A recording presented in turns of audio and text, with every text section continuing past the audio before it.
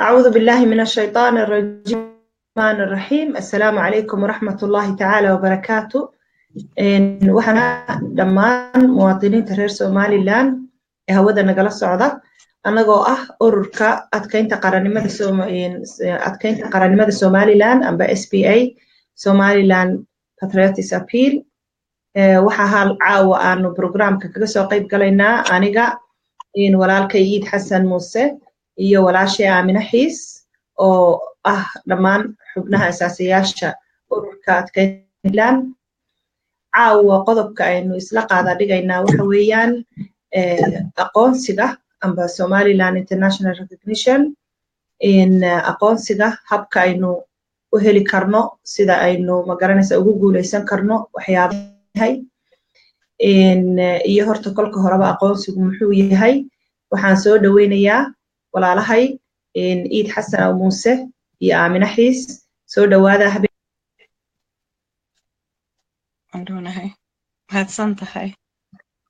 waad mahadsantahay Muna, waan dhownahay. Assalaamu calaykum waraxmatullaahi wabarakaatu dhammaan adiga iyo dadkayna wada daawanayo dhanba insha Allah. aad iyo aad baan u dhownahay Muna, aad baad u mahadsan tahay adiga iyo dhammaan dadkana daawanayaba. waxaan idin leenahay assalaamu calaykum waraxmatullaahi wabarakaatu. inshallah caawa waxaynu ka hadlaynaa aqoonsiga. sidaynu ognahayba Somaliland waxa weeyaan dal aqoonsigiisii iyo magaranaysa qarannimadiisii ka tanaasulay 60kii martigeena iyo madax banaanideena. waxaynu imika haddana aynu u dadaalaynaa sidaynu aqoonsi labaad u heli lahayn. haddaba caawa waxaynu isla qaadaa dhigaynaa arrintaa. su-aasha ugu horreysa waxa weeyaan horta kolka hore aqoonsigu muxuu yahay? international recognition maxay tahay? iidow su-aasha haddii aan walaalku weydiiyo aqoonsigu kolka hore muxuu yahay? أعوذ بالله من الشيطان الرجيم. بسم الله الرحمن الرحيم. الحمد لله رب العالمين والصلاة والسلام على سيدنا محمد وعلى آله وأصحابه أجمعين. walaalmuuna waad mahadsantayd marka labaad. assalaamu calaykum waraxmatullaahi wabarakaatu adiga iyo Aamino iyo dhammaan dalwadaagta ina daawanaysa. su-aasha aqoonsigu muxuu yahay? aqoonsigu runtii waa sida kelmaddu u dhiganto waa isqaabilaad, is-ixtiraam iyo iyadoo cidda is aqoonsanaysaa ay isogolaanayso mid walba xuquuqdiisii iyo waajibaadkiisii ay isku aqoonsanayso. marka dowlad marka laga hadlayo aqoonsigu waa horena dhowr jeer inaan u taataabanaan u malaynayaayo aqoonsigu waxa weeyaan waa wax dowladi bixiso oy dowlad kala siiso. dowladduna marka hore criteria ayaa international lawga marka laga hadlayo criteria loo dhigay. dowladdu waxay dowlad cidda entity-ga amba cidda dowlad isku magacaabi karta amba sheegan karta. marka criteria-daasina waa 4. waa permanent population-ka waa dad. talabaadi waa defined territory, dhul amba maxaa la yidhaahay xuduudo iyo dhul cayiman. xukuumad government iyo awood inay u leeyihiin dadkaasi inay heshiisyo galaan amba xidhiiryo sameeyaan. marka dadku saddexda hore markay kaamil garoobaan maxay haday dadkii dhulkii iyo governmentkii danta afraadna dabcan way fulaysaayo qofku markay awooddiiba yeelanayaan ay xidhiidh ku samayn lahaayeen ay heshiisyo kula geli lahaayeen dowlado kale amba entitiyo amba cid kale. marka aqoonsigu markaa laakiin ma aha shuruudaha dowladnimo ka mid maaha oo shuruud maaha jiritaanka dowladdaasi ku xidhan oo markaa la odhanayo aqoonsi ma lihido markaa ma jirtid maaha. oo isla qodobkaa ka hadlaya amba sharciga Montevideo Convention la yidhaaha ka hadlaya shuruudaha stateka ayaa isla conventionka qodobkiisa 3 ayaa sheegaya oo odhanaya jiritaanka dowladdu wuu ka madax bannaan yahay weliba jiritaanka siyaasadeed. The political existence of the state is independent of the recognition of other states. wuxuu ka madax bannaan yahay yani aqoonsiga ay dowlad kale aqoonsato. that mean iskuma xidhna political existence dowladdu kuma xidhna aqoonsi cid kale aqoonsato. marka aqoonsigu haddaan soo koobo waa isqaabilaad, waa is-ixtiraam iyo is-ogolaansho laba entity amba laba dowladood dhex mara.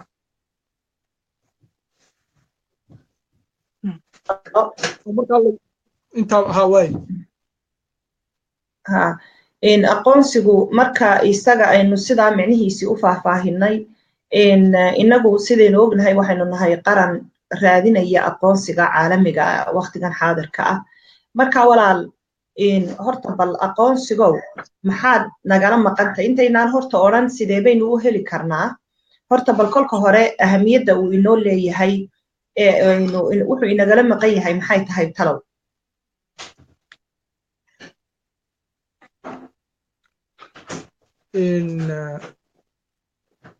maanaa gala ma labadiina qofuun ha adigu gal walaal. aqoonsigu wuxuu inagala maqan yahay kolba waxa inagu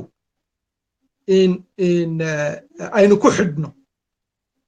wixii aynu inagu ku xidhnaynu nidhaahno waxaabuu inagala maqan yahay unbuu inagala maqnaanaya. laakiin sideedaba dowlad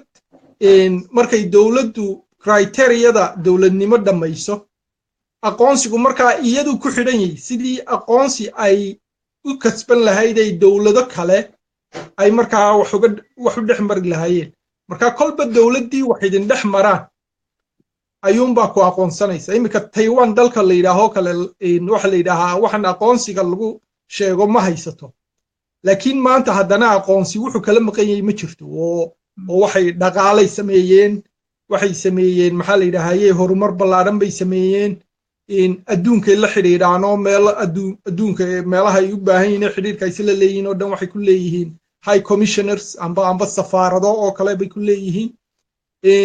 adduunka laftigiisii wuxuu ku leeyahay representation baa u fadhiya Taiwan ay u jooga. ganacsigii baa ka dhaxeeya oo trade agreements ayay gashaa. marka sidaa loo eego aqoonsigii dabcan waxba kalama maqna Taiwan. wuxuu kala maqan yahay uun oo qura matalan iyadoo kale de waa case gooniyo adduunka waddan walba case gooniya ay xaaladiisu taagan tahay. waddan baaxad loo weyn baa dul taagan oo sheeganaya qarannimadeeda oo China ah. marka ka laftigiisa iminka dalka Maraykanka oo kale iyo Taiwan waxa ka dhaxeeya heshiis ah in haddii Taiwan la weeraro uu Maraykanku difaacu dagaal galo. marka aduu waxay isku afgarteen si yacni dagaal weyn loo baajiyo adduunka looga baajiyo in China-na aanay xoog Taiwan ku qabsan. Taiwan-na markaa maxaa la yidhaahay Maraykanka oo kale amba dowladahan reer galbeedka oo kale aanay formal recognition siinayna odhan de jure recognition waxa la yidhaaho in yacni sovereignty-ga ay claim garaynayso la yidhaaho waa tahoo la aqoonsado. laakiin sida kale dowladnimo wax alliyo wax ay aqoonsi uu kaga maqan yahay ma jiro. de baasaboorkeeda way ku safraan oo meeshay doonaan bay ku tagaan, dhaqaalay leeyihiin oo waxii ay productionkii wixii ay soo saarayeen baa adduunka koona walba taga. innagu markaa maadaama aynu dal dhaqaale badan leh aanaynu ahayn, dal aqoontiisu heer ay gaadhsiisantay sida Taiwan dhaqaalaha u samaysay inuu u sameeyo aanaynu inagu ahayn, ayaa markaa adduunkii wixii aynu inagu isku xidhaynay ee markaa leenahay wuu inaga maqan yahay. hadday tahay badanka siyaasiyiinteenu waxay magacaabaan marka la weydiiyo maxaa la yidhaha loan, yani waa amaah waxaan la yidhaha IMF amba World Bank deynta ay ka qaataan dowladuhu. taasina waxa weeyaan waa club. iminka UN-ta waxa la yidhaaho kale waa club wadamo ay ku jiraan. markaa wadamadaasi wixii inta wadamada clubka wadamada ku jira ayuunbaa sharciyaday sameeyeen iyo institutionaday sameeyeen ka faa'iidaysan kara marka World Bank iyo IMF tuna institutionadii UN tu samaysatun bay ka mid yihiin oo clubka dadka memberka ka uunbaa marka eligible u noqonaya inay amaah ka qaataan marka maadaama clubka ku jirin amaahdi ma qaadan kartid marka taayo kale Somaliland way ka maqantay laakiin anigu aragtidayda amaahdu waa waxaan u arkaaba waxyaabaha yani dhaqaalaha Afrika amba dunida soo koraysa ragaadiyay oo amaah marka la qaato maxay heday waxa hoos u dhacay yani currency-ga lacagta wadankaaba hoos u dhacda in deynta interest-ka lagu bixinayo ayaa intii ay qaateen iyo libilaabkeed ba ayay bixiyaan yani waa wax daa'iman daba soconayso aanay sinaba uga baxayn inkastoo imika 2000 wadamo badan oo dunida soo koraysa laga dhaafay deyntii hore loogu lahaa laakiin runtii deyn wax lagu degdego maaha wadan uu ku degdego inuu deyn qaato for big projects oo kale laakiin maanta Somaliland hadduu wax kala maqan yahay waa town buu kala maqan yahay waa deynta uu qaadanayo iyo maxaa la yidhaahayey socdaalka wadamada aan weli aanay Somaliland aqoonsan amba xidhiidh dhex marin inay u socdaali karaan iyadoo anigu waxaan ku darsan lahaa runtii aqoonsigu anigu waxaan aaminsanahay inagooba imika muddo jirna runtii oo aadna u soo dadaalnay inaanu wax weyn oo sidaasa inagala maqnayn wixii aan international ahayn internationalkana aan runtii laba dhaqanno hadda laftigeeda waxaan anigu aad iyo aad maaragtay aan isleeyahay aqoonsigu wuu iska iman doonaa aniga waxaan u malaynaya inaan wax sidaa u weyn runtii hadda oo culays badan laysa saaro aanu ahayna waxa aad u muhiima in aad looga fikiro wax soo saarka waddanka iyo kobcinta dhaqaalaha oo aad iyo aad loogu mashquulo waddanka iyo bulshada halkaa wada degan oo iyagu horta is aqoonsaga oo iyagu horta maaragtay sameeya wax la yidhaahdo wada lahaanshaha Somaliland from corner ilaa cornerka kale oo marka iyagu is aqoonsadaan iyagu waddankooda waayo Ilaahay subxaanahu wa ta'ala wuxuu ku maaragtay manaystay hadday bad tahay iyo hadday xoolo tahay iyo hadday beero tahay saddexda wax ee lagu hormaro oo aynu inagu sidaa imika Thailand uga sheekeynaysid aynu export bilowno oo aynu inagu waddankeena wax soo saarno de wadamadu iyagaaba ku soo doonanayo ma garanaysaa waxaad uga baahnaanaysid baaban jirin 27 sano ayaan nool lahay iyadoo nimankaba cidina aqoonsanayn de maalinba maalinta ka dambaysana hore ayaynu u sii soconaynaa marka anigu waxaaban odhan lahaa sooner later uu iska iman doonaa waqtigiisa inaan maaragtay aqoonsiga aan waqti aad iyo aad u badanba iyo wareer badanba aan maaragtay aan la saarin la saaro maaragtay reconciliation iyo integration oo dadka maaragtay isdhexgalka bulshada halkaa degan oo runtii laga saaro maaragtay gobolaysigan oo dadku si fiican maaragtay isu dhex maro oo si fiican maaragtay iyaga horta dib dhexdooda ay wax badan iska bedelaan bulshada Somalilandnimadana ay noqoto mid loo wada dhan yahay oo Somaliland dhinac walba ay darafka hayso taasi haddii la helo oo lagu dadaalo anigu waxaan aaminsanahay aqoonsigu inuu iska imanayo aanu meel fog jirin ba ayaan anigu aaminsanahay kulle amnahan waa runtaa waan kula qabaa intaa runtii aqoonsigu kolba sidii siyaasadda gudaha aad u hagaajisato eed qarannimadaada adigu u manifest garayso u muujiso ayuu aqoonsigu u jiraa dowlad marka dowlad laga hadlayo markaa horta taa guduhu waa muhiim xidhiidhka waddanka inkastoo tob su-aasha dambe aynu taa xoog kaga hadli doono xidhiidhka waddanka lala samaynayo daniina dhex martana iyaduna qayb bay ka taho taa laftigeeda aqoonsiga waa inay keento maaha way keeni kartaa waa inay keento because de waddan walba amba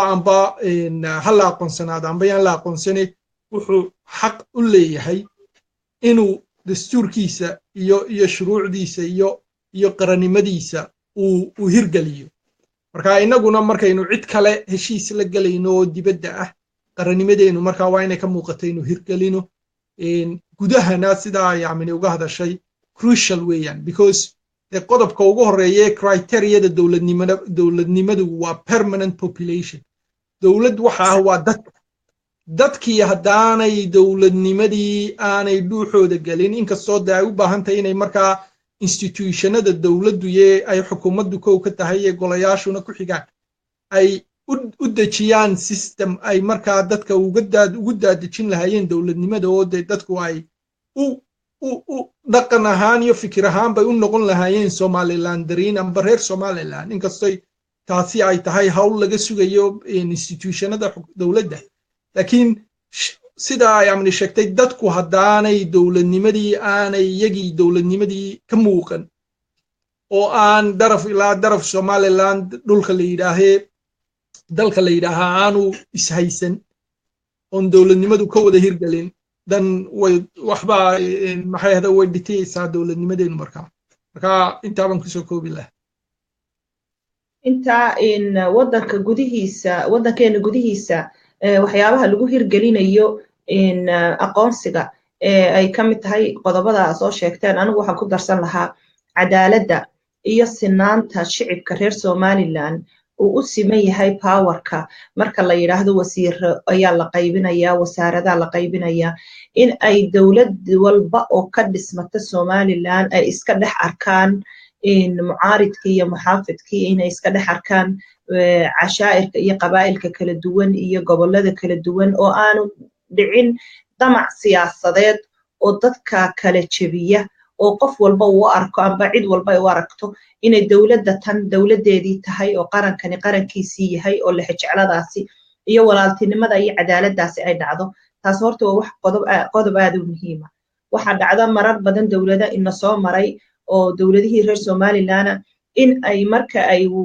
maaragtay madaxdeedu ay dibadda u baxdo in la yidhaahdo matalanba wasiiradu waxay u badan yihiin gobol hebel amba beel hebel marka taasi waxaan anigu u arkaa inay tahay caqabadaha ka soo horjeeda aqoonsiga amba meelaha laynagaga heli karo point yacni ku saabsan ma garanaysaan sinaanta somalilandarnimada muwaadiniinta waddanku inay u siman yihiin wixii maaragtay resource amba yacni dowlad hadday ahaato xukuumad hadday ahaato wasiirra hadday ahaato yacni taasi cadaaladdu inay tahay asaaska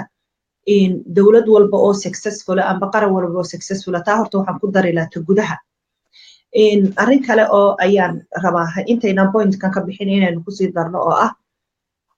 horta iidow iyo aaminay inagu miyaynu yacni intaa somaliland jirtay miyaynu maqalnay istaraatiiji noocaasa ayay dowladda tani dowlad walba ha ahaatee dowladihii na soo maray ilaa xukuumadda iminka taagani miyaynu maqalnay wax layna leeyahay dhibcahaasaa loo marayaa istaraatiiji noocaasa ayaynu u yeelanaynaa oo plan noocaasaynu u leenahay inaynu qarannimadeena maaragtay ku muujinno oo aynu aqoonsigeena ku raadino su-aasha kale ee taa hoos imanaysaana waxa weeyaan miyaynu weligan maqalnay waxa loo sameeye budget gaara aqoonsiga iyo magaranaysaa yacni ictiraaf raadinta mashruucaasi waa mashruucii ugu muhiimsanaa anigu kolley waxaan u arka ee dowladdeenu ay ku dhaqaaqi karto any dowlad amba tan ha ahaato amba dowladii ka horreeya ha ahaadaan miyaynu markaa maqalnay istaraatiiji gaara bilaan gaara shakhsiyaad gaara dhaqaale gaar ah oo runtii si fiican loo hergeliya waaynu maqalnay shakhsiyaad lagu magacaabay oo markii dambe ayaga laftigooda ay yidhahdeen kamaan warqabin amba xataa markii lagu magacaabay aynaan arkin ma garanaysaa meeshay arrintaasi ku dambaysay laakiin miyaynu yeelannay ilaa iminka wax balaana iyo wax dhaqaale ah iyo wax qorshe ah iyo shakhsiyaad gaara oo xil maaragtay guddi loo saaray oo la yidhi waxay ka mas-uul yihiin sidii ictiraafkaynu u raadin lahayn arrintaasi miyaynu weli ina soo martay horta istaraatiijiyad marka laga hadlayo istaraatiijiyad qeexanoo dee outlines la balbalaariyo la qodobeeyo la ummadda loo sheegay ma jiro laakiin sideedaba anigu waxaan aaminsanahay aqoonsigu inaanu ahayn yacni shay gaaroo meel keligii taagan aqoonsigu wuxuu la socdaa dowladnimadeena from yacni department walbo dowladdu ka kooban tahay missionka aqoonsigu waa inuu uu dhex socdaa yacni waa jiritaankeenii aqoonsigani waxa weeyaan jiritaankeena sidii loo xaqiijin lahaa ee loo sugi lahaa marka taasina waa part of waxa weeyaan dowladnimada laftigeeda ayay dee qayb ka tahay marka haddii waayo anigu shakhsiyan ma aaminsani in dowlado gaara aqoonsigeenu ku xidhan yahay in cid gaara aqoonsigeenu ku xidhan yahay wuxuu ku xidhan yahay aqoonsigu baan anigu aaminsanay inagu inagu xidhan yahay aqoonsiga somaliland wuxuu ku xidhan yahay reer somaliland sidii ay u shaqaystaan iyagu siday adduunka uga dhaadhiciyaan qarannimadoodan ay u muujiyaan marka dowladihiina soo dhaafay haddaan tix raaco laga bilaabo maxamed xaaji ibraahim cigaal horta loo qaaday afti may 2001 marka may khudbaddii maxamed xaaji ibraahim cigaal ka jeediyey february 2001 xuskii ciidamada qaranka khudbaddiisii waxay ku jirtaa youtubeyada wuxuu leeyahay dowladnimadeenii waxay nooga hadhay yacni kaamil tiriddeedii iyo dhammaystirkeedii intaa dhowrkaa bilood ee dastuurka marka waa february dastuurkana waxa loo qaaday afti may 31 intaa aftida loo qaadayo dastuurka maalinta aftida loo qaado dastuurka ayuu yidhi yacni dadka reer somaliland u codeeyaan ay yes yidhaahaan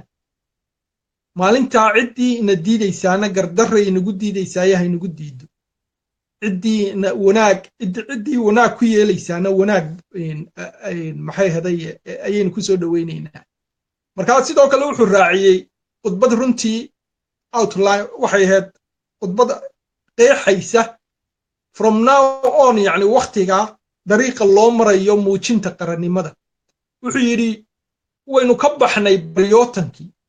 waanu ka baxaynaa baryootankii iyo meel paris club la yidhaaho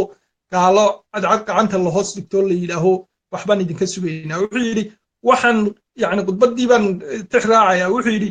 waxaynu ku naalnaa buu yidhi meel istaraatiijiyu ilaahayna dhiga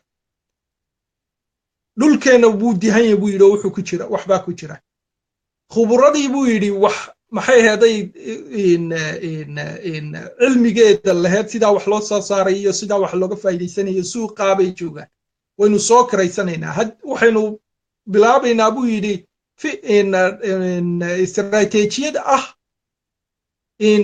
annaguna waanu idiin baahanay idinkuna waa noo baahantiina maxaynu isu weydaarsanaa then from that time yani inay adduunkii yidhaahaan annagu waxaanu nahay sidan baanu nahay dalkan baanu nahay waxaanaanu leenahay markaa taasi waa qayb ka mid a ayaan isleeyahay istaraatiijiyadii adduunka laysaga dhaadhicin lahaa xasan baa soo galay baan u malaynayaa walaalo xasan soo dhowow xasana walaalo haddaan ciidow aan kaa yaro dhex galo runtii haddaan u noqdo muuna su'aalaheedii waxa weeye mar walba anigu halkaa imika xasan uu ka hadlay ayaan taaganahay waxa weeye muhiimaddu horta waa inaan dadka gudahana iska hagaajinaa qurba joogeennuna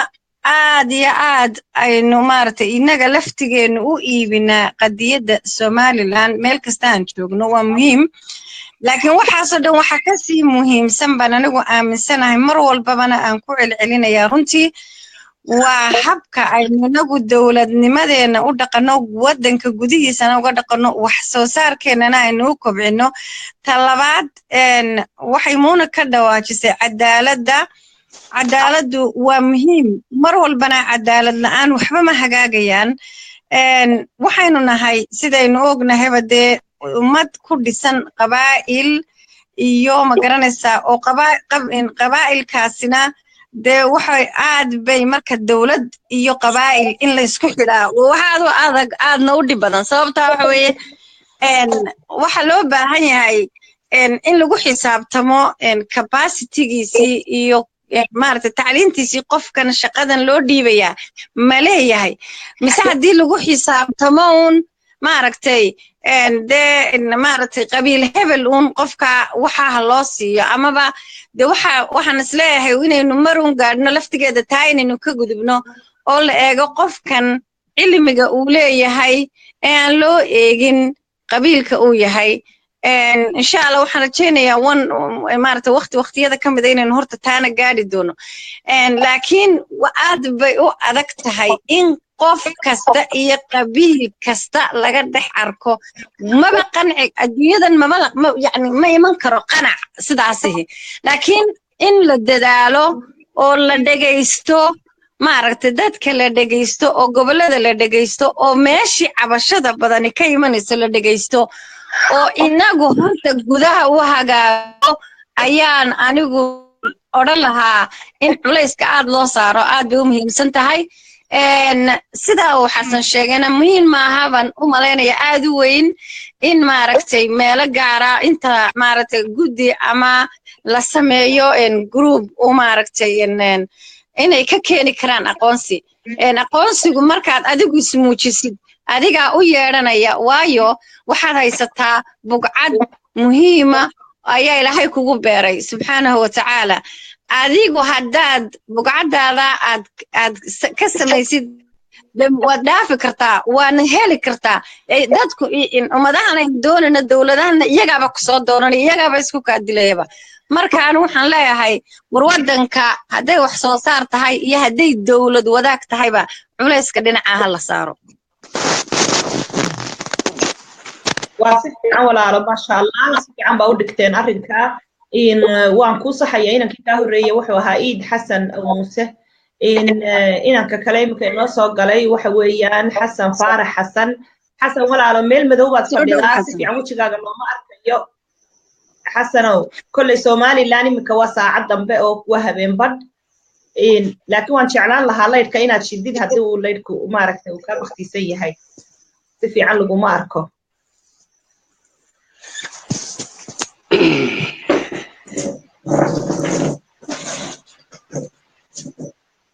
imika waxba ma arkaysaan imika caadi ma arkaysaan weli wajigaaga si fiican uma arkayno kolley anagu waanu ku garanaynaa laakiin daawadayaashu si ay si fiican kugu arkaan baan way fiicnayd haddii uu maaragtay leedku intaa ka fiicnaan lahaa laakiin dhibaato ma laha walaalo si fiican baanu ku maqlaynaa waanu kusoo dhawaynaynaa aad baan ugu faraxsannahay adigoo maanta Somaliland caawa jooga oo jooga Boorame maasha Allah inaad khadka si toosan nogula jirtid aad iyo aad baan kusoo dhawaynaynaa xasan haddii aan u yara faahfaahiyo muwaadiniinteena daawanaya waxa weeyaan xubin aad muhiim u ah oo kamid ah asaasayaasha ururka qarannimada adkeynta qarannimada Somaliland SPA Somaliland Patriots Appeal oo jooga Somaliland ku sugan Boorame xasan soo dhawow walaalo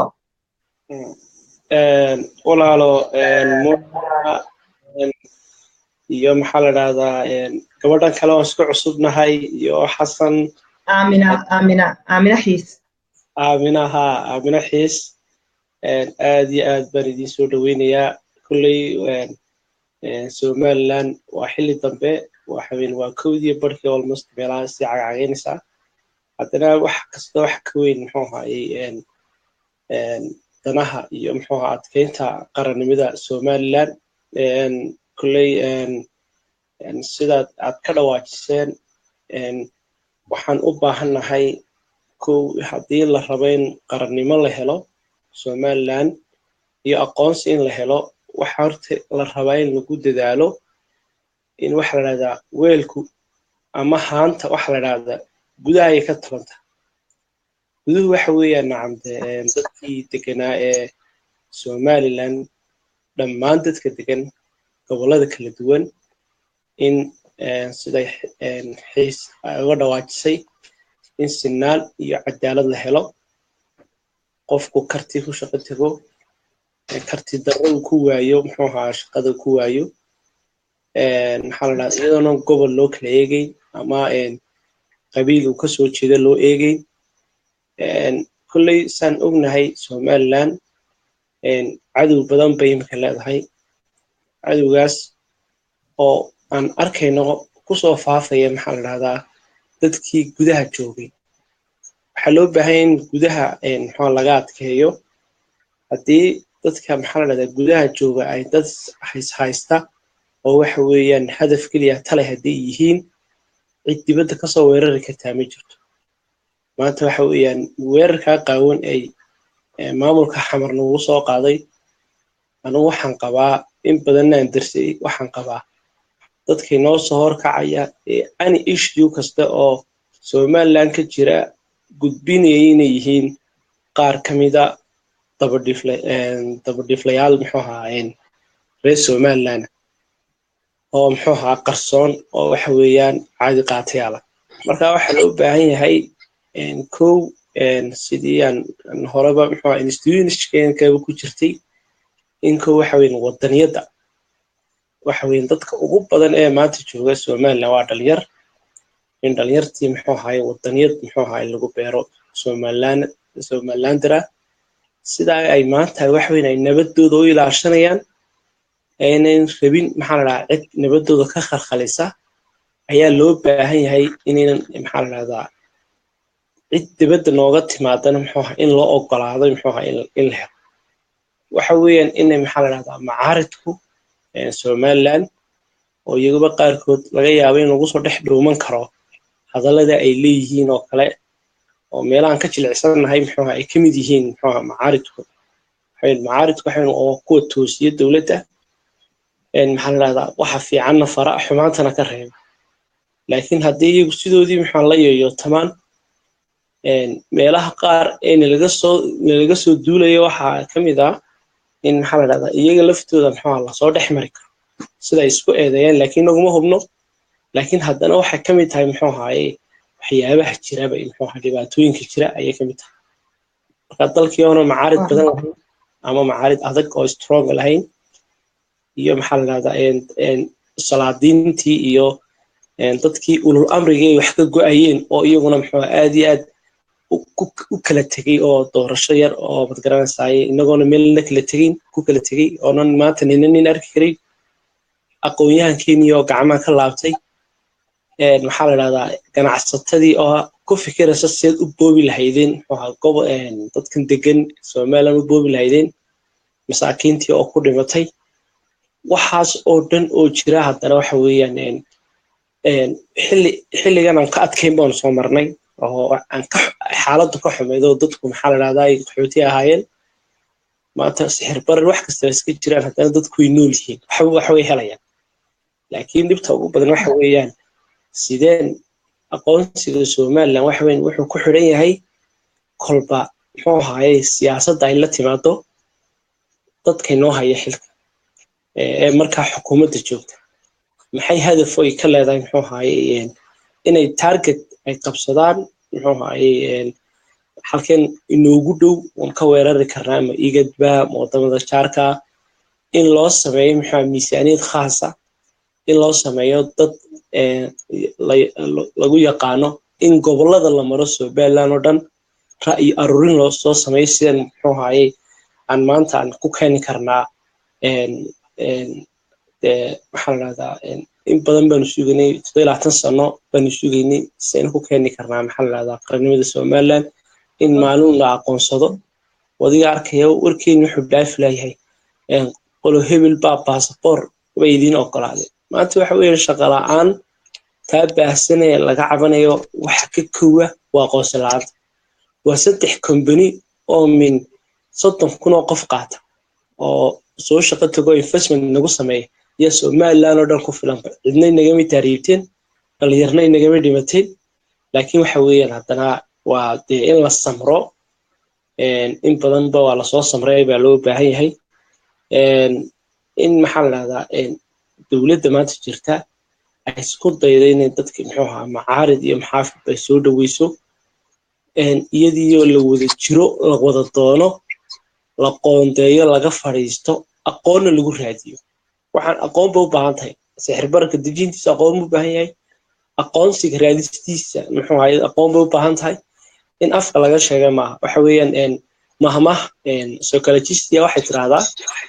haddaad waxaad aaminsan tahay aad action u bedeli weydo adaa ku xanuunsanay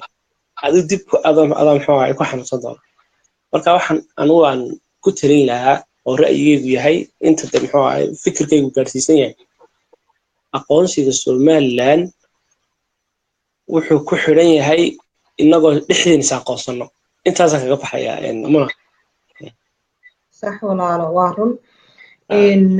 وانا كلي إن وحويان حسن أو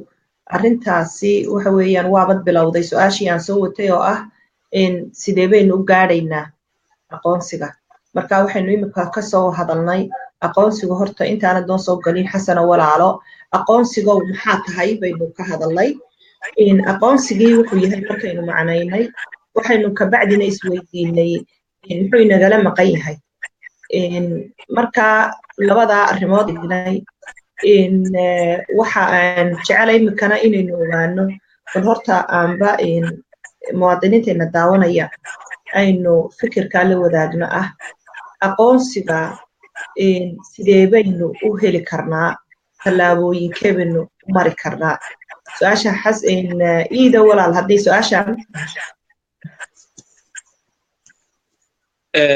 waan ka yar xumahay hadallada iga gogo'aya oo waxa weyn xoogaa mararka qaarkood dadka iga cuslaanaya madiigu yar celin kartaa walaalmuna walaal aaminana way ka dhacday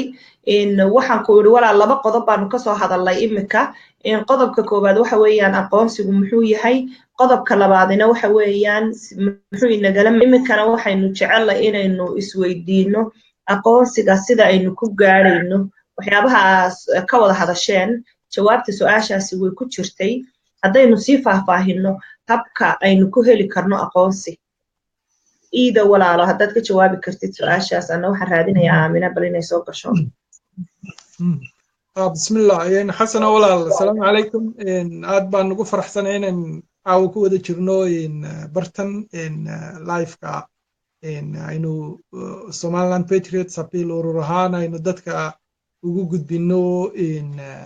fikirada iyo mawduucyada muhiimka u baahan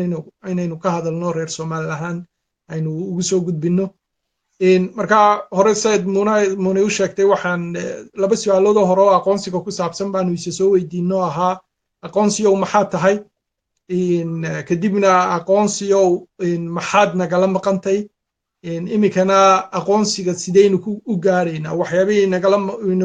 inagala maqnaa inkastoo maadaamaynu qeexnay markaa sidaynu u gaaraynaa runtii labadii hore su'aaloodunbay jawaabahoodii dib aynu u elaborate garaynaynaayo because way isku wada xidhiidhsan yihiin aqoonsiga si aynu ku gaaraynaa waxa weeyaan inagoo horta inagu is aqoonsan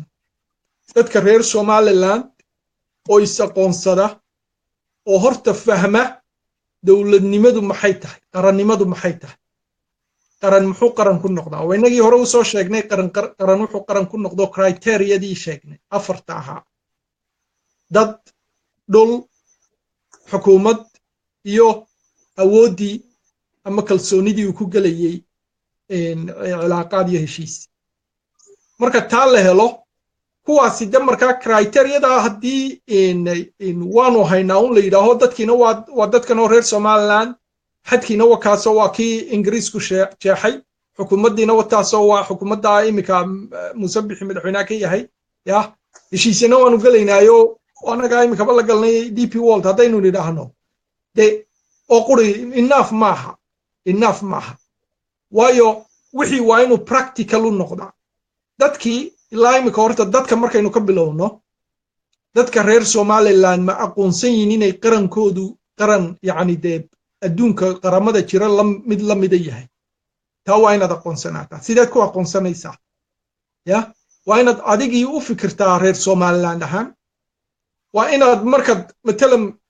dibadda u baxay sideed fursad u heshid inaad dibadda u baxdo waa inaad baasaboorka somaliland ku baxdaa imika bal waxaan ka soo qaadnaa imika qurbahoo kale reer somaliland 100,000 oo reer somaliland baa qurbaha jooga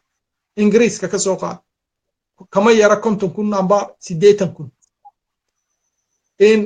laga bilaabo 1991 ilaa maanta haddii la qiyaaso dadka ku yimid family reunionka waddanka ingiriiska family reunion maxay ka dhigantay waa dadka matalam ninkii amba gabadhii halkan joogto ee halkaa ka soo guursato nin ama gabadh ay iska soo guursadaan kadibna ay keenaan ingiriiska amba waddamada kale Yurubba dadkaasi ilaa 91 ilaa maanta 99% marka ay soo dhoofayaan waxay soo doontaan baasaboor Soomaaliya ay ku soo dhoofaan waxaan indhahayga ku arkay markii aan community-ga u shaqayn jiray in dad caruuro ku dhashay Hargeysa Burco inta dhalashooyin waraaqo Soomaaliya Hargeysa loo soo sameeyay oo Soomaaliya ku qorantay haddana Hargeysa ku qorantay amba Burco dan halkan caruurihii markaa halkaa ugu dhashay ninka halkan joogo kale dan halkan markaa yani warqadoodii dhalashadu ka tahay Soomaaliya iyagoo Somaliland ku dhashay yani waa ta dadkii horta ma aqoonsadeen weeyaan maya kalsoonidii dadka ayaa markaa dhiman kalsoonida dadka sidee lagu keenaa waa in dadka horta loo micneeyo qarannimadu say ku timaado waa in loo micneeyo inay aqoonsi aanay ku xidhnayn qarannimadooda inay muujiyaan 2005 baan halkan imid 4 dabayaaqadiisii baan waddankan Ingiriiska imid waxaan ka soo guuray waddanka Holland in driving license-kii Holland ayaan halkan badilanay marka la badilanayo form baa la buuxiyaa si lagu badilo driving license Ingiriisa marka formkii aan buuxinayay baan ku qortay waddanka country of birth waddankii aad ku dhalatay Somaliland waa 2005 driving license-kaygii way soo celiyeen iyadoo Somaliland igu soo qoray marka waxaan yani rabaa inaan macneeyo dadku markay ku kalsoonaadaan waddankooda inuu waddankooda meel marin karaan taasi waa mid in markaad cid la xidhiidhaysid waddan la xidhiidhaysid amba shirkad la xidhiidhaysid waa inaad kula xidhiidhid dastuurkaagu awooduhu ku siiyey ee ah inaad tahay dal madax bannaan waayo sharci caalami oo ka hor joogsanayay inaad manifest garayso inaad muujiso qarannimadaadu ma jiro therefore aqoonsiga markaan leeyahay inagu xidhan yahay waa ka marka taynu ku keeni karnaa inaga waa aqoonsigu waa inagu horta inagu is aqoonsano deeply si deep oo isku aqoonsano oo qarannimadan waxaan fikirka hore waan u sheegan idhi qarannimadu waa way of life iyo way of thinking markaynu taa gaadhno adduunka cidina hor joogsan kartaa ma jirto waayo qofku odhan kara waxaad sheeganayso ma tihid dee ma jirto marka maanta intaa kuna reer Somaliland in UK jooga ka waran hadday soo qaadan lahaayeen baasaboorka Somaliland markay imanayeen xaaskooda amba odaygooda u imanayeen dan maanta Office of National Statistics UK wuxuu xusi lahaa in 10,000 20,000 5,000 oo reer Somaliland waddanka degan yihiin because baasaboorkii Somaliland bay ku soo galeen maanta waa imisa waxa laga yaabaa inaanay 50 qof gaadhayn dadka reer Somaliland ee ku soo galay baasaboorka Somaliland ee family reunionka ku yimid matalan UK wadamada kalena hadalkooda badaa marka inagu aqoonsiga waxaynu ku gaadhaynaa reer Somaliland waxay ku gaadhaysaa iyadoo marta amba qaadata fulisa dhaqanka iyo in maxaa la yidhaahay fikirka qarannimo oo qarankii si dhaba loo aqoonsado dadku isu aqoonsadaan dadku noqdaan dad reer Somaliland qof ninka amba muwaadinka reer Somaliland wuxuu ka odhanayaa anu Soomaali baan ahay laakiin waddankayga Somaliland which is wrong maaha waa inaad muwaadin reer Somaliland tahay first and foremost ahaanshiyaasha kale way suulaan markay ahaanshaha qarannimo abuurmo ahaansho walboo kalood leedahay uu suulaya misaalka waxaynu ka qaadan karnaa adduunyada jirto dhan qofka Ethiopiankii halkan markuu Ingiriiska joogo haddii gabadh Ethiopiani ka soo horbaxdo muunay ma waxay ku odhanaysaa waxaan ahay axmaar mise oromo mise waxay ku odhanaysaa ethiopian baan ahay ethiopian baan ahay ethiopian baan ahay sax ethiopian baan ahay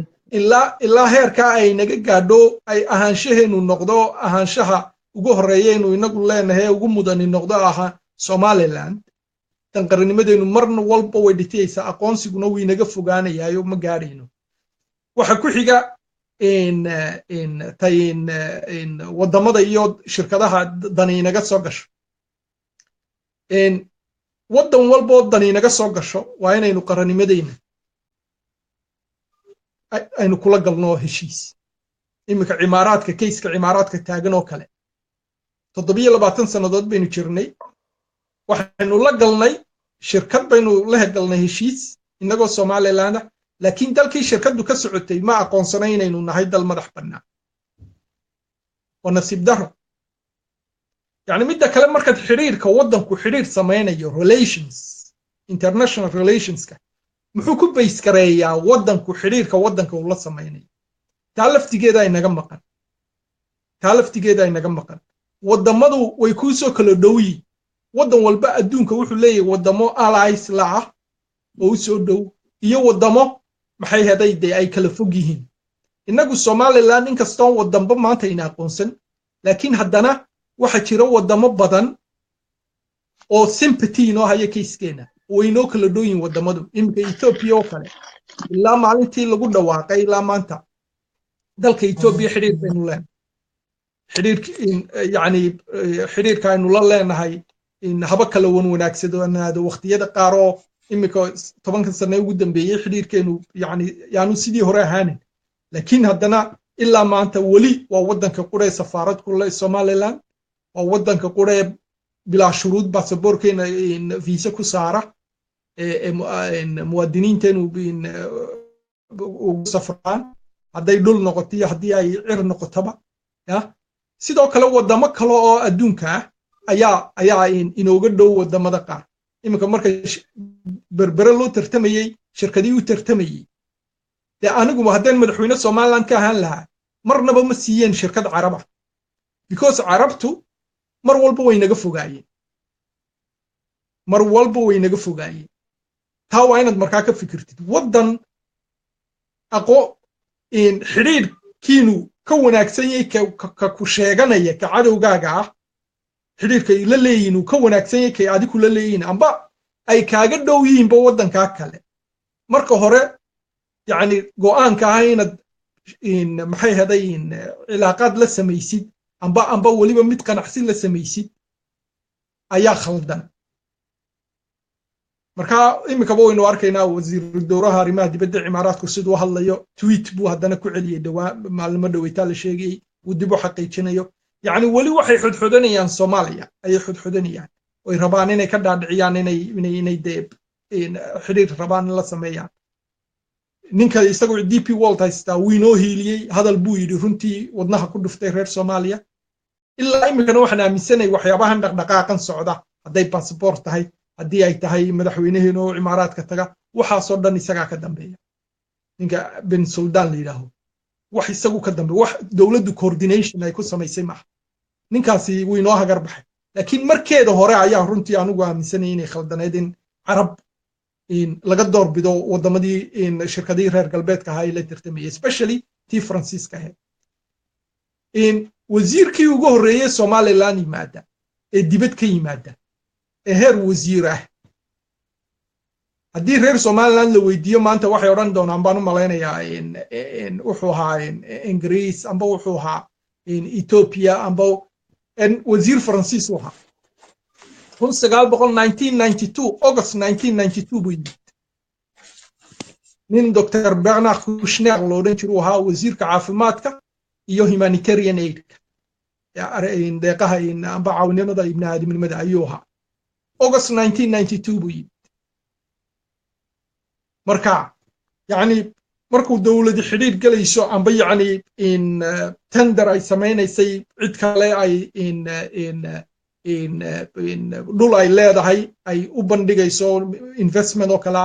mar walba waa in qadiyadaada iyo qarannimadaadu ku ladhnaataa waa in aad eegtid taariikhda wadamadan amba shirkadan kula soo sameeyeen aad wadankaaga siinaysid investmentkiisa halkay ka soo jeedaa historically maxaa wadankaa idin dhex maray qadiyadiina halkuu ka taagan yahay sympathy ma u haya ma laga yaabaa inay wadan kuu doodi karaa ay noqdaan waxaasoo dhan waa in la qiyaaso marka aqoonsigu sida aynu u maraynaa waxa weeyaan inagoo fikirkeena bedelna oo khaladaadkan iminka aynu gelayno iminka soo sharaxay oo kale dib loo gelin oo inagu markaynu wadan la xidhiidhayno aynu ku kalsoonaanaa wadankan wadanninimadeena qarannimadeena inaynu ku kalsoonaano kalsoonidu waa wax muhiima waayo haddaanay lugahaad ku taagantahayba adkayn kalsoonidu waa lugahaad ku taagantahay haddaa lugahaad ku taagan tahayba haddaanay adkayn oo qofkii aad la hadli lahayd ee negotiationku idinka dhexeeyeen iyadoo madaxu ku fooraro aad hortegaysid dee waxaad soo dhicisan kartaa ma jirto aqoonsina ma helayno marka shirkadda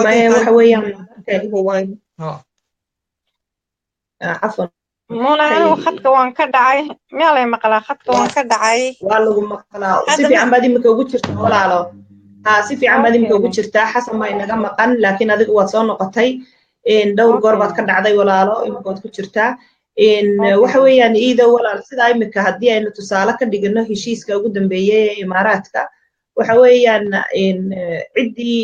horta cid inoo aqoonsanayn oo aqoonsiina siinaysa waayo waynu u qalannaa oo dee asxaan iyo feebar inoogu samaynaysaa amba ammaan inooga dhigaysaa amba abaalgud inooga dhigaysaa horumarkeenna iyo wadajirkeenimadeenna odhanaysa waa fiican tihiin oo sacabka inta inoo tunto hadiyad ahaan inagu siinaysa iyo abaalgud horta ma jirto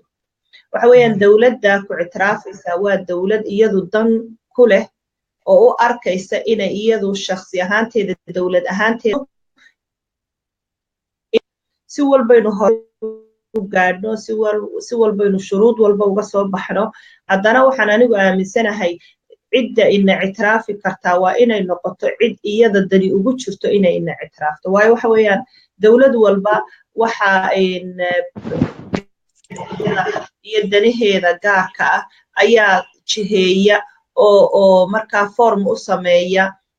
oo habeeya habka ay siyaasadaha ay qaadanayso iyo go'aamada ay ku dhaqaaqayso inaguna waxa markaa aynu awoodnaa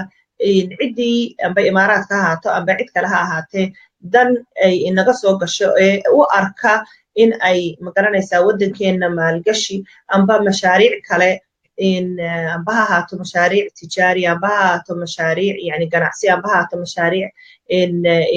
military amba say doontaba ha ahaatee ciddii u aragta inay danteeda ay tahay inay somaliland maaragtay raad ku yeelato amba ay wax ka qabsato inaynu inaguna sidaa aad u sheegtay iidow shuruudda la nimaadno kalsoonida la nimaadno dimaandka la nimaadno oynu inaguna codsanno waxyaabaha aynu rabno iyo habka aynu rabno inay heshiisyada noocaasi u dhacaan taas horta wax aad muhiim u ah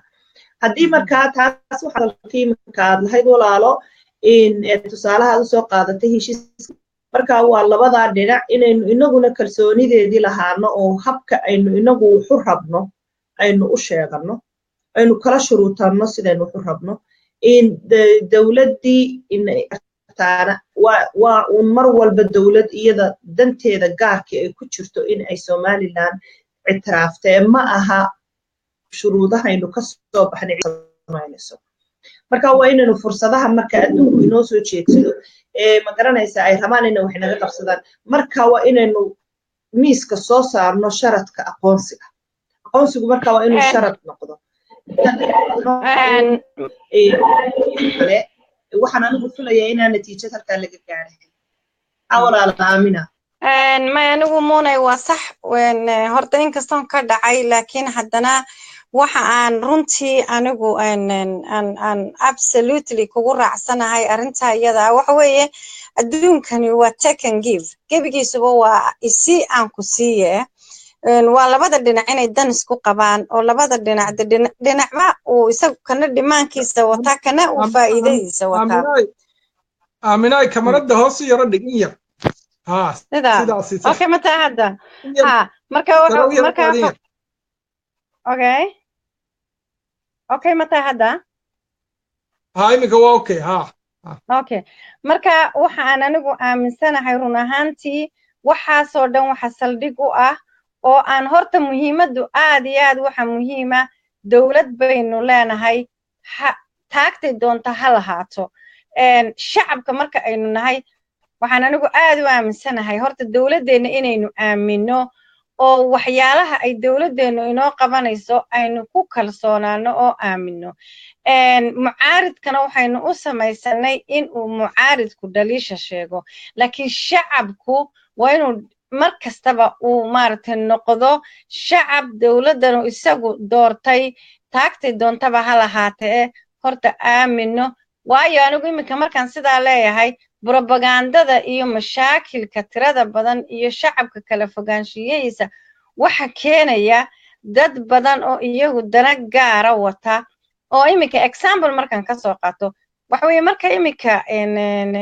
DP World dee heshiis baa lala galay noocu doontaba ha noqdo laakiin maaha micnaheedu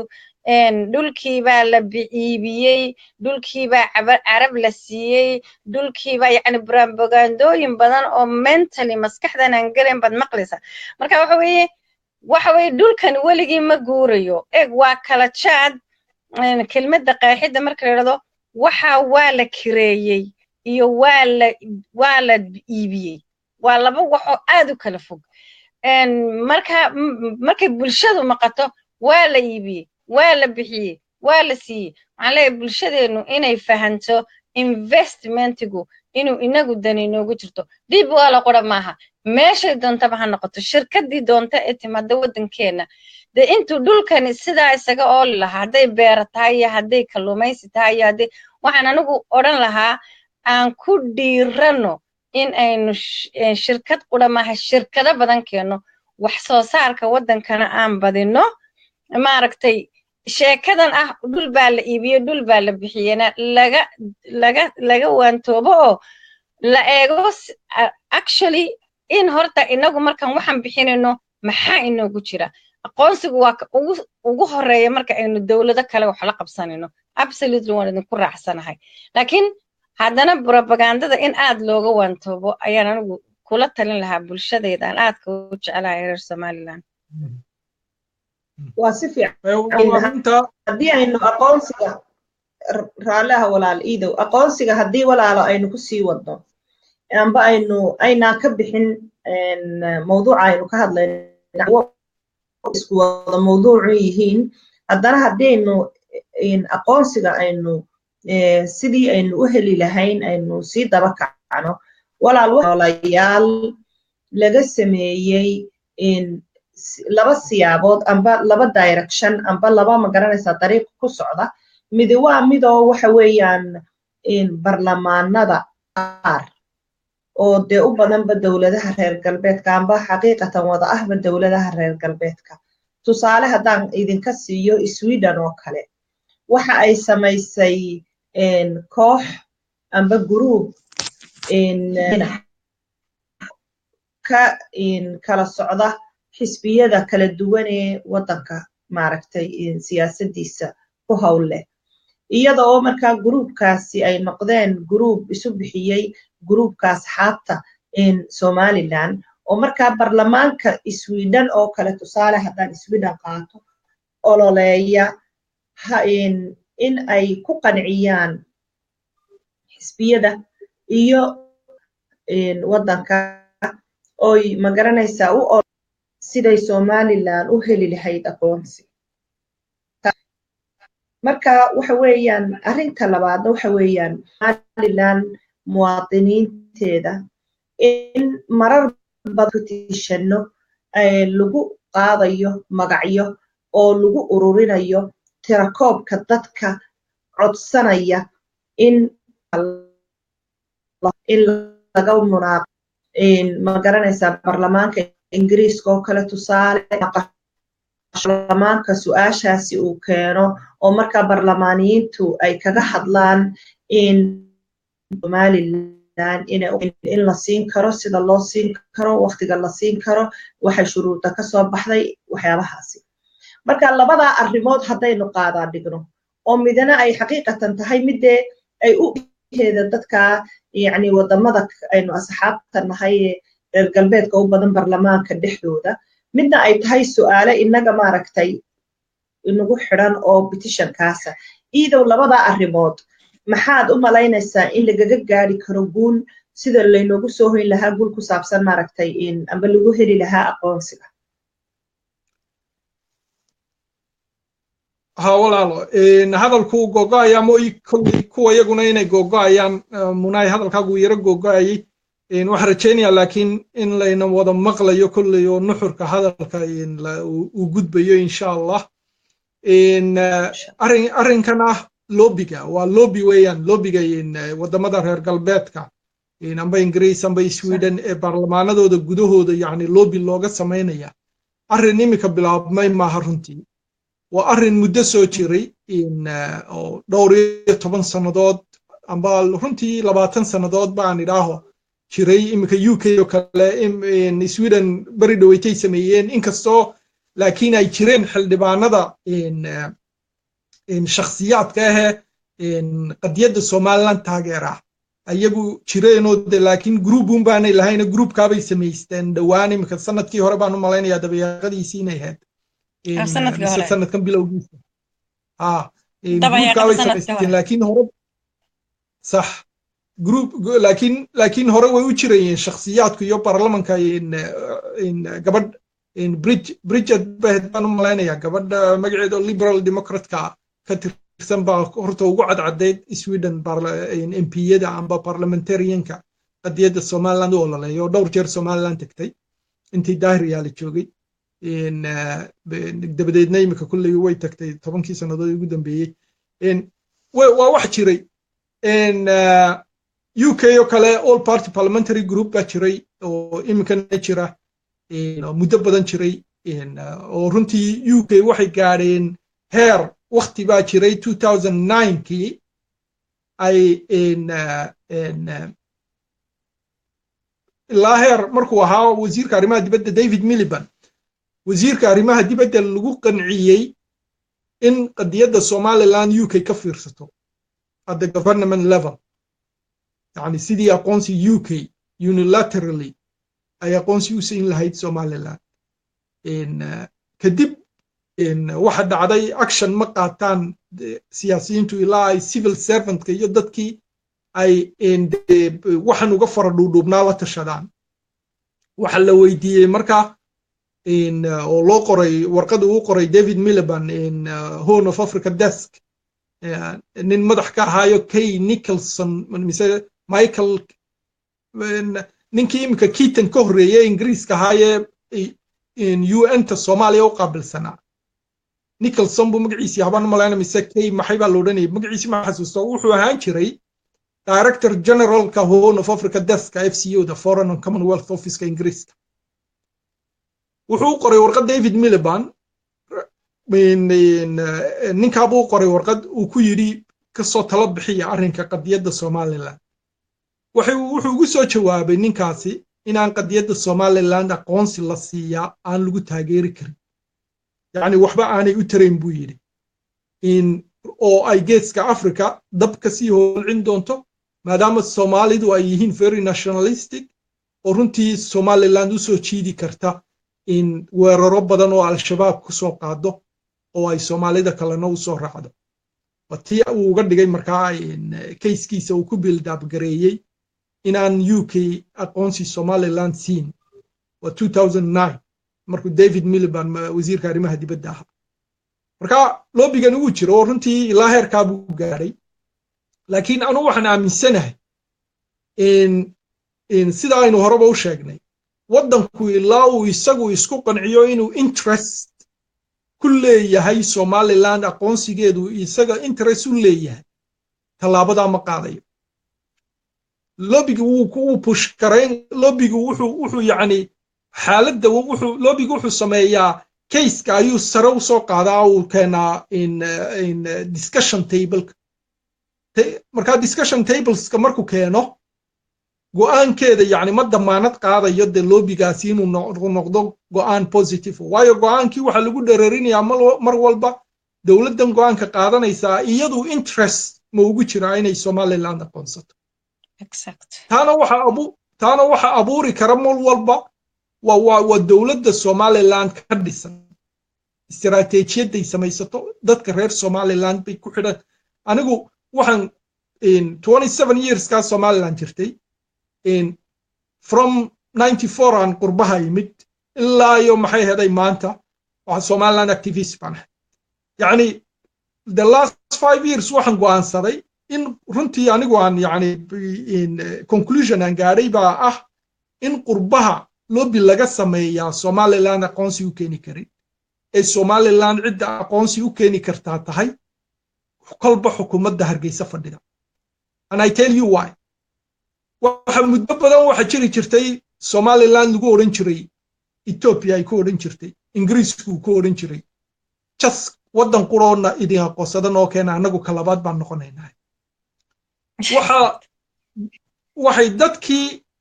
Somaliland friends ka haye reer British MEP iyo MPCda kamid ahaa iyo Ethiopia Meles Zenawi ninkii loo oran jiray oo runtii abaal weyn inoo galay waxay isku taxalluujiyeen inay South Sudan ay qadiyada la eegtaan waxa jira nin la yiraahdo Dr. Charles Tannock MEP iyo in Ingiriisa member of European Parliament of British Conservative in oo waliba London ay constituency-giisu tahay waxaan la kulansiiyey Dr. Maxamed Rashid markuu ahaa wasiiru dawlaha arrimaha dibadda ayaan xafiiskiisa ugu geeyay London oo la kulmay wuxuu ninkaasi u tafaxaytay sidii South Sudan ay Somaliland ay qadiyadeeda ay u noqon lahayd wadankii ugu horeeyay aqoonsada 2011 January wuxuu dhoofay Ethiopia tagay Meles Zenawi buu la kulmay kadib Somaliland buu xadka ka galay gaadhi buu raacay Somaliland buu tagay madaxweyne Siiraanyo la kulmay wasiirka arrimaha dibadda waqtiga joogu la kulmay madaxweyne Siiraanyo Maxamed Cabdullaahi iyagoo kulmiye midna gudoomiyaha kulmiye yahay midna xogeeyaha arrimaha dibadda kulmiye ayaan London Ealing ninka Dr. Charles Tannock kula kulansiiyey 2009 May 18 May in ninkaasi dadaalku sameeyay waa tii keentay in iyo Meles Zenawi waliba waa tii keentay in madaxweyne Siiraanyo South Sudan lagu soo casuumo markii qarannimadeeda ay u dabaaldegay inaugurationkii independence-kooda waa tii calanka Somaliland laga taagay bartii calanka laga taagayay South Sudan ee calamadii wadamada adduunka yimid oo dhan laga taagay waa tii madaxweyne Siiraanyo calanka Somaliland loo saaray gaadhigii lagu soo qaaday airportka lagaga soo qaaday yani wax ka dhinaa protocol dawladnimo may jirin waxa uu hadsaneedun inay official madaxweynaha South Sudan ama wasiirka arrimaha dibadda South Sudan statement uu sii daayo ah from today on annagu South Sudan ahaan waanu aqoonsanay taana waxa laga filayay waayo intii korodhan waa loo dhameeyay waxa laga filayay inay Somaliland samayso inuu madaxweyne Siiraanyo markuu tagay South Sudan jubba tagay uu la kulmo ninka madaxweynaha ka ah uu yidhaaho dad isku qadiyada inuu nahay dad maxay haday madax banaanidooda u wada dagaalamayay baynu nahay waxaan rabnaa inaad walaalahayaga ugu weyn aad noqotiin oo taariikhdeedu idin xusto ya waana wax loo sii dhameeyo haya buu noqon lahaa can you imagine in aniga ninkii waqtigaa ka ahaa agaasimaha guud ee arrimaha wasaaradda arrimaha dibadda Somaliland uu afkiisa igaga yidhi summer time June 2011 waxa la yidhi South Sudan waa wadan gaalo oo waxay carabta inagu kacaysa hadday noqdaan wadanka ugu horeeya in aqoonsada midda kale South Sudan wali UN kuma jirto from day one bay UN ku jirtay oo Ban Ki-moon baa joogay jubba markii calanka la saaray marka sababtan ku leeyahay qurbaho laga dadaalaa runtii waxay soo kordhinaysaa ma jirto in aniga shakhsi ahaan waa sababta yani waxayna seegtay maxay sameeyeen Soomaaliyana because the intelligence bu wadan walba leeyahay ay la socdeen sheekada Soomaaliya waa tan markiiba ay in safiir geysatay South Sudan waa tii ka howlgashay waa la yiri halka nooga dhaqaaqinay Somaliland aqoonsanina marka runtii in way fiicantahay in la loobi gareeyo way fiicantahay in inagu shicib ahaan aan waxaan aaminsanahay inaynu ugu weynaynu Somaliland u samayn karnaa tahay in Somalilandnimadeena meel walba ku sheegan in foomamka aynu buuxinayno aynu ku buuxino in caruurteenu iskuuladooda ay markay tegayaan Somaliland caruur reer Somaliland ka soo jeeda ay yihiin in dadkan aynu la deganay hadday British yihiin hadday Sweden yihiin hadday the Netherlands Dutch yihiin haddii ay Maraykan yihiin haddii ay French yihiin meel walbaynu deganay inay dadkan la deganay mujtamaca la deganay inoo yaqaanaan as dad Somalilanders dad reer Somaliland ta ugu weynaynu qarankeena maanta inagu diaspora ahaan u samayn karnaa waa taa very important laakiin waa runta walaalo waxaad moodaa mararka qaar inayna uba bislayn arrintan aqoonsiga siyaasiyiinteenna qaar inagoo aan isku wada darahayn run ahaantii waa ayaan daro aad u weyn ilaahay waxaan ka baryayaa in ay danta guud iyo aqoonsigu uu la noqdo arrin aad u muhiim ah ahamiyadda ay leedahay ilaahay maaragta uu tuso insha allah xukaamta waa lala taliyaa waana loo duceeyaa waynu u ducaynaynaa insha allah biidni illaahi tacaala arrinta bitishinada walaal bitishinnadan aad moodid tiradii laga rabayba inayna weligood gaadhin oo ma garanaysaa foomkaa yar onlinekee lagu buuxinayo dadka culays ka saarma ee intaasoo bitishan aynu aragnay haddana qaar badan natiijadii amba nambarkii lala rabayba aan la gaadhin taasna walaal maxaynu ku nidhaahnaa muwaadiniinta arrintaas marka maaragtay bitishanada waxa ku saabsan petitionku horta ingiriiskan oo kale petitionka marka petition la sameeyo waa tii aan sheegay oo kale casekii bay keenaysaa tableka discussion tableka markaa 100,000 saxiixu hadduu 100,000 gaadho ayuu noqonayaa case ay baarlamanku ka hadlo maaha 10,000 maaha 5,000 anu dadku halkay ka keeneen 5,000 iyo 10,000 garan maayo laakiin 100,000 markuu gaadho dan xaq buu leeyahay waynu ognoo de caseski Donald Trump oo kale markii la rabay in wadanka laga mamnuuco ee petitionka laga sameeyay waynu ognahay 1 million bay sare u dhaafeen haddana ma laga mamnuucay maya laakiin waa laga discuss gareeyay discussionkuna maaha in meeshan House of Commons ka in arbacada ay ku kulmaan ra'iisul wasaare iyo in maxay haday opposition leaderku maaha waa yani room baa la qabanayaa oo yani ajandaha baarlamaanka lagu darayaa marka dadka MP-yada intii interested ku ah topica baa tegaysa mana aha yani go'aan maxaa la yidhaahay binding ah oo ka soo baxaya haddii in la yidhaaho xitaa intaa meesha tagtay isku raacday tiraaho waxaanu rabnaa in Somaliland la aqoonsado ya binding go'aankaasi yani kuma aha binding yani sharciyan khasab kuma aha xukuumaddu markaa inay follow garayso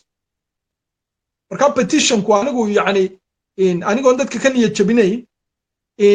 uma arko anigu runtii muhiim because waxaana muhiim ugu arag number 1 dadkeeni petitionka uma bislo sidii loo sameynayay uma tafaxaydanayaan oo 100,000 ma geynayaan berigii bangiyada la xidhayay xawaaladaha la yiri waa la xidhaya 100,000 waa la gaarsiiyey because shirkadaha xawaaladaha ayaa dabada kaga jiray oo dad baa loo xil saarayo shirkadahan xawaaladu ay maal gelinayeen oo ugu tegayay meelaha makhaayadaha meelaha xaafadaha laga soo saxiixayay taayo kaleba waa la samayn karaa Somaliland laakiin jaaliyaddeeni dadkeeni uma diyaar uma aha therefore petition online laga bilaabaa oo gaari waayo thresholdkii numberkii looga baahnaa runtii yani negative buu ku sii kordhinayaa qadiyadda Somaliland waxa la oranayaa dadkani dad 100,000 buuxin karaba maaha waayo 100,000 maaha khasab inay reer Somaliland wada noqdaan waxa laga buuxin karaa asxaabtaada Ingiriiska asxaabtaada Hindida asxaabtaada ummadaha kale ah ayaa laga wada buuxin karaa marka waxay marka petition kan 10,000 amba dhowrka boqol ee qof mar walba ku xidhma anu marmar waxay sidaahaa dad qadiyadda Somaliland ka soo horjeeda petitionka geliya online because baarlamankii petitionkii uu gelayaa baarlamankii waa la eegayaa dan hadhow markuu xidhmayo thresholdkii muu gaarin waa la monitor garaynaya 500 buu ku xidhmay 1,000 buu ku xidhmay marka maxay ka turjumaysaa qadiyadani inaanay ahayn qadiyad dad leh marka anigu dadka reer Somaliland waxaan kula talin lahaaba yaan la bilaabin petition haddaanad istiraatiijiyad dejisan qofka bilaabayo inaad 100,000 gaadho haddaana istiraatiijiyada aanad haysan petition ha bilaabin waayo Soomaaliland waxba uguma taraysid wuxuun baad ka sii dhimaysaa xaqiiqatan waa sax laakiin walaal haddii ay iido ha ma iid waxaan ku darsan lahaa haddii waayahay ay deputationka la samayn lahaa loo samayn lahaa wacyigelin inta aaban la samaynin bal horta bulshada in la wacyigeliyo la fahansiiyo miyeen talow taasi keeni lahayn wax natiijo ah way ag 100,000 haddii la gaarsiiyo baarlamaanku uu ka hadli lahayo sidaan uga micneeyay MP isku imanaya kayskii waa laga hadlayaa laakiin marnaba yani kuma results kuma noqonayo qadiyadii Soomaaliland oo meel martay aan bas Ingiriiska Soomaaliland aqoonsaday ma waan fahansanahay sida waan fahansanahay waxaan ka wadaa bulshada laftigeeda si loo wacyigeliyo si 100,000 ay u gaadho marun inta aban la bilaabinba horta wacyigelin caadi oo la fahansiiyo waxa uu petitionkani keeni karo hadduu inta gaadhiyo siduu muhiim u yahay waa la samayn karaa anuu markii ugu dambeysay petitionka aan arko waxay ahayd baan u malaynayaa 2016 dad igala hadlay waxaan ku yidhi warnimayahow imika waxaynu leenahay TV waxaa jira social media waxaa jira TV qaran dadka TV-ga daawana social media lagu gaari karaa dadkii TV-ga daawanayana TV-gii baa lagu gaari karaa haddii aad petition bilaabaysiin waa in yani first of all sidaan idhi ugu horreyn waa in qofkii plan sameeyey plan u haysto petitionkan sideen u fulinayaa sideen ku gaaraya numberka la iga baahan yahay TV-gii la isticmaalo laga wacyigeliyo la soo fadhiisto ilaan TV qaranku TV buu leeyahay oo live inta la galo week amba 2 week ilaan petitionka 6 bilood baad haysataa 6 biloodba weekiiba maalin TV-ga qaranka la fadhiisto amba 2 maalmood oo dadkii la wacyigeliyo yaan weli saxeexin maxay haday caruurtiina ka saxeexa guriga 5 qof joogto maxay haday 15 jirka kooda waaweyn waa caruurta xitaa emails leh waxay ku xidhantahay inuu qofku email leeyahay email address hal laga wada registereeyo petitionka gala sidaa haddaan loo samaynin oo intuu just maalin iska jiboodo un online yara geliyo baltan geli ya waayo any minutes baa petitionka la samayn karaayo waa wax fudud wacyigelinta lagu dadaalo marka haddii taa la samaynayo sidaad sheegtay wacyigelinta waa la gaari karaa 100,000 waa la gaari karaa walaal programka caawana waynu saacaddii way dhaaftay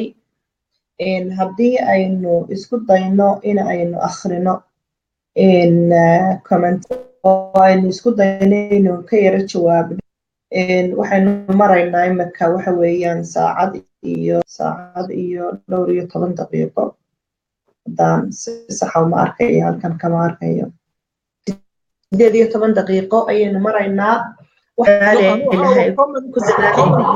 anigu caawa comments iyo su'aalo toona ma arkayo imse qof baa ku jira dad badani kuma jiraan actually halkan intaan ka arkayo dad badan baa share gareeyay baa share 2 goor baa 32 goor baa la share gareeyay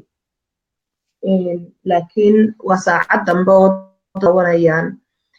saacadda waqti dambe commentiyada iyo hoostiisa commentiyada ma arki kartaan may anu ma arkayo ana ma arkayo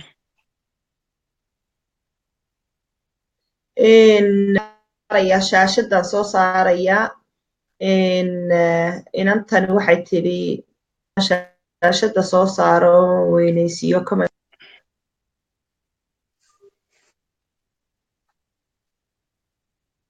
ma arkaysaa iida walaalo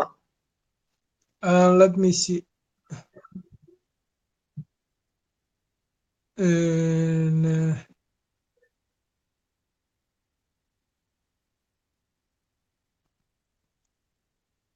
may waxba lagama arkayo aniga laftigaygu shaashada meesha aan ka arkay aad bay u yar tahay isku daya halkan aan ka akhriyo waxaan arkaa un mid inagu waan isu qorqornay maya waxay inantani leedahay halkan aan ka shidayaa hab inaan codku ka soo bixin xaggaa ya waxay tiri faransiiska iyo imaaraadka inoo dheef badan hadday xagga shicibkeena amba faransiiska iyo imaaraadkay tiri imaaraadka ayaa inoo dheef badan hadday xagga shicibkeena amba xagga diin iyo dhaqanba waa siday ila tahay bay tiri waxay tiri faransiiska iyo imaaraadka ay nala fiican amba ay nala dheef badan xagga diinta iyo xagga dhaqanka nacantii waa qodobkii aan markii aan ka hadlay aan idhi shirkadihii tartamayey yani inad kuwa carabta anu maan doorteen aan idhi waa fikir weeyaan yani marka la eegayo xidhiirka dadka iyo dadkeena jooga halkaa dabcan haddii ay noo fulinayaan yani amba yani qarannimadeena ixtiraamayaan iyagaa inoo fiicnaan lahaa oo runtii ay sympathy qarannimadeena u hayn lahaayeen taariikhiyan baan ka hadlaya heshiiskan ka hor waayo heshiiskan ka hor waynu ogeen carabtu halkay naga taagan tahay markaad heshiis galaysidna wixii kaa horreeyaad eegaysaa maaha waxa soo socda oo de iskuma tuuraysid insha allah maaha qaranku iyo heshiisyada la gelaya waa ina heshiisyo fikir dheer ka dambeeyo oo wax loo tixraacaya ay yihiin marka sababta aan anigu faransiiska u doorbidayey ina shirkaddii faransiiska la siiyo waxa weeyaan faransiisku iyagu sympathy bay from anigaa kuu sheego wasiirkii ugu horreeye somaliland yimaada august 1992 wuxuu ahaa wasiir faransiisa ingiriis muu hayn oo kuwiina gumaystay ah carab muu hayn iyo muslim faransiis buu ahaa marka siyaasaddiisuna all the way long la scale meeshan la yidhaaho maxay hadayn waxaan kayfsiyadan historicalka ragga sameeyey archaeologistka soo saaray faransiis bay ahaayeen xitaa mashruucaasi waa la ishortaago muu dhammaystirman waxay rabeen qorshuhu wuxuu ahaa in maxaa la yidhaha arday reer somaliland oo archaeologista la soo saaro oo jaamacadda montpellier la yidhaaha waddanka faransiiska dhalinyaro reer somaliland la geeyo amba dad reer somaliland la geeyo halkaa wax ku soo bartaan oo archaeologist ay noqdaan laakiin somehow ciddii soo hortaagay garan maayo laakiin ma socon anu markaasaan u leeyahay markaa anigu haddayn anigu yani isaarnaan lahayd mas-uuliyaddaas amba go'aanka dp world iyo bolore anu bolore baan siin lahay oo sababtaan ku siin lahaana taabay ahayd oo waddan reer galbeedii inuu qadiyadaada u ololeeyo waayo markaad shirkad faransiisa aad wax siisid dabcan faransiiskii baa daba taagan eudaad ka dhexelaysaa support waxaad asa faransiis waddan gooni ahaan wuxuu qadiyadaadii buu markaa backup garaynaya waa kii January 2014kii madaxweynaha Somaliland waqtigaa joogay Siilaanyo faransiiska uu yimid martiqaadka uga keeneen isla shirkadda Bolore ee la tartamaysay DP World sidii loo soo dhaweeyay wayna ogeen ciddii qaabishay wayna ogeen marka business iyo siyaasadna mar walba waa ma kala baxaan way isku xidhan yihiin waayo ganacsiga waxa jaangwaysa waa siyaasad iyadoo anigu waxaan ku darsan lahaa fikradda absolutely carabtu horta sideedaba waxa weeyeen de waa sax Soomaali badan baa joogta ama Somalilanders badan baa jooga businesskana uu ku xidhan yahay de meesha looga adeeg tago weeye dhinaca hadii loo eego laakiin taasi micnaheeda maaha in maaragtay aynu ugu eexano sababtoo ah kolleyba carabta inta u aasan ayaa badan anigu sidaan aaminsanahay inta u aasan ayaa badan oo daacadnimadoodu way yar tahay runta marka laga hadlo iyagoo aynu wada muslim nahay oo isku diin nahay waxaanan aaminsanahay anigu isfahamka iyo siyaasadda iyo danta la wada leeyahay ee maaragtay ka dhaxaysa ama businesska kuma xidhna diin kuma xidhna ee waxa weeye waa give and take sidan hore u soo sheegnay carabtana sideedaba haddii taariikhdeeda dib loo raaco kolley farba ku mudano daacadnimadooda anigu aad iyo aad baan maaragtay aan question mark uga haystaa runtii صح waan kula qaba daacadnimadooda waxaa ka muhiimsan walaalxil mar walba dawlad walba danteeda daacad way u tahay laakiin waxaa ka muhiimsan xitaa tallaabooyinka waaweyne sida aqoonsiga Somaliland oo kale waxaan reer galbeedka ayna raalli ka ahayn oo siyaasadaha arrimaha dibadda ayayna samayn karahaynba horta sidee waarun beena maha waxaynu salaamaynaa Edo Foosiya Ismaaciil Marwo Foosiya Ismaaciil in Edo aad baan ku salaamaynaa waa safar salaamaan ku leenahay airportka ay joogtaa ay naga soo daawanaysaa ma dhawaato kamankeeda shaashada ku soo qoray weydaan arkahayn waxaan diiday hadalka inaan idinka dhex galo aad bay noo salaamaysaa safar bay ku jirtaa waxaan filayaa Somaliland bay ku soo noqonaysaa safar salaam Edo insha Allah dhawaan inaad programka nagala soo qayb gashay insha Allah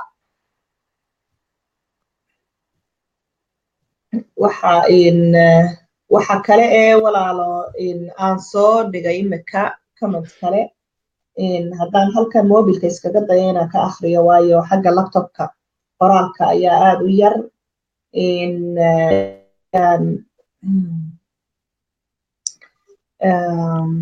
warda cawaale ayaa la yidhaha inantaa warda cawaale waxay ka hadashay arrintii ahayd waxay tiri saxiix waa in daraf ilaa daraf la iskaashado oo loomada qarannimadeena markaynu is-ictiraafno ayaa inana layna ictiraafi karaa kala daadsanaanta maxay tiri waa laga faa'iidaysanayaa bay tiri marka si cadowgu aanu baylaheenna inooga helin waa in aynu mid qura ahaano oo gudaheenna ka muujino pointkaas waa pointka dhan runtii walaalo inantaa waxa la yidhaha warda cawaale aad baad ugu mahadsan tahay pointkaas waa pointka keliya uu u dhisayay ururkan qarannimada adkaynta qarannimada Somaliland nagu ismidayno inaynu inagu magaranaysaa danteena wada garanno inaynu qarannimadeena adkayno inaan cadow iyo cid kale toona inaga faa'iidaysanayna dhexdeena soo gelin arrintaas waa qarannimada sida kaliya lagu adkayn karaa midnimada reer Somaliland weeyaan aad baad ugu mahadsan tahay pointkan aad baan uga helay Iidow iyo Aaminaay sax waan kula qabnaa waa pointkan ka hadlay runtii oo aad muhiimadiisa u saaray waa si fiican aad baynu ugu mahadnaqaynaa dhammaan dadkii ahaa ee sharafta lahaa ee cisada lahaa ee programkeennan caawa ee nagala soo qayb galay waxa weeyaan aad baanu idinku mahadnaqaynaa programkii xilligii amba waxa inaynu kaga baxno aad baanu idinku mahadnaqaynaa dadka imikana dadka programkan kaydkiisa xilliyo kala duwan daawan doonaba waxaan idiin rajaynaynaa in uu ba ilaahay ka baryaynaa inuu noqdo programkani kobciya midnimada iyo qarannimada reer Somaliland dadkeena isu keena kaliya muraadka anagu aanu ka leenahay insha Allah mid gaara ayaynu ilaahay maaragtay ka baryaynaa inuu aad iyo aad baanu idinku mahadnaqaynaa sane programka nooga soo qayb gasheen hadday tahay commentiyo hadday tahay reactionka iyo magaranaysaa shareka hadday aad baanu idinku mahadnaqaynaa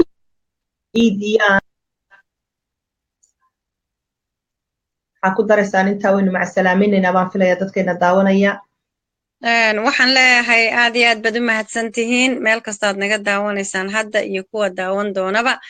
waxaan leeyahay midnimada iyo qarannimada Somaliland hala adkeeyo waxaan leeyahay hadalka la maqlo ama maaragtay social media ha noqdo ama hadal siyaasadaysan ha noqdo in la shaandheeyo wax kasta oo ina kala fogeynayaan la iska ilaaliyo wax kasta oo isu kan soo dhaweynayana in la soo dhaweeyo ayaan leeyahay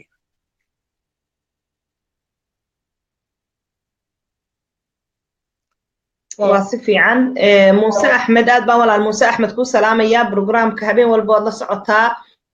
إن شاء الله يسود رتيد إيميل كذا موسى أحمد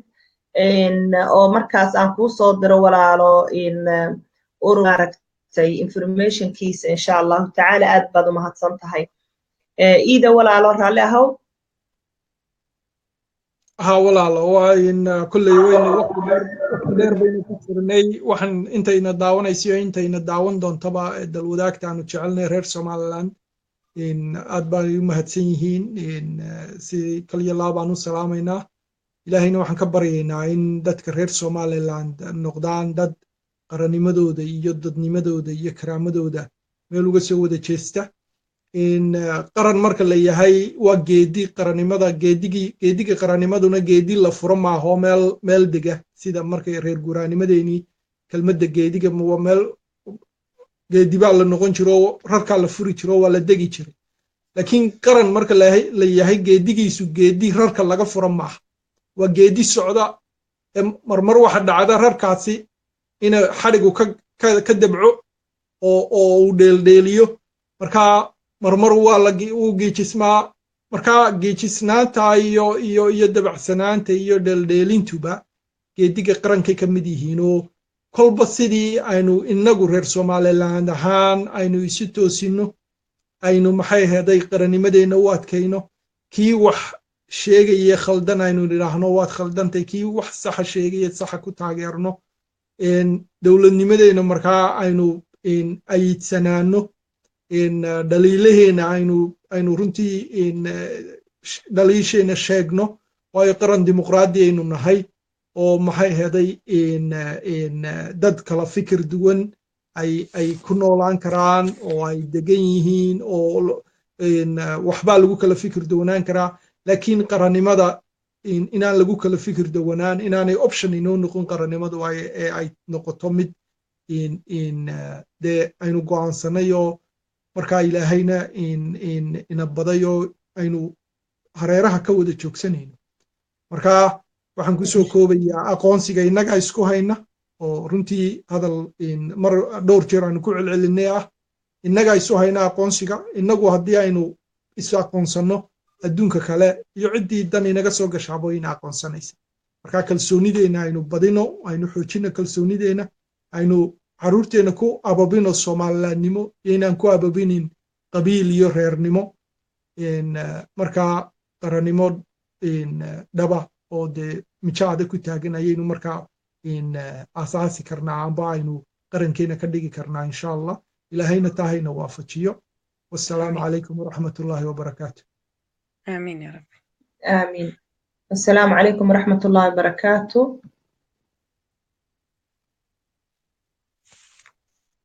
nuuna waad mahadsantahay adiguna ومهتنتين دمان ولا عليال السلام عليكم ورحمة الله وبركاته وعليكم السلام ورحمة الله وبركاته منه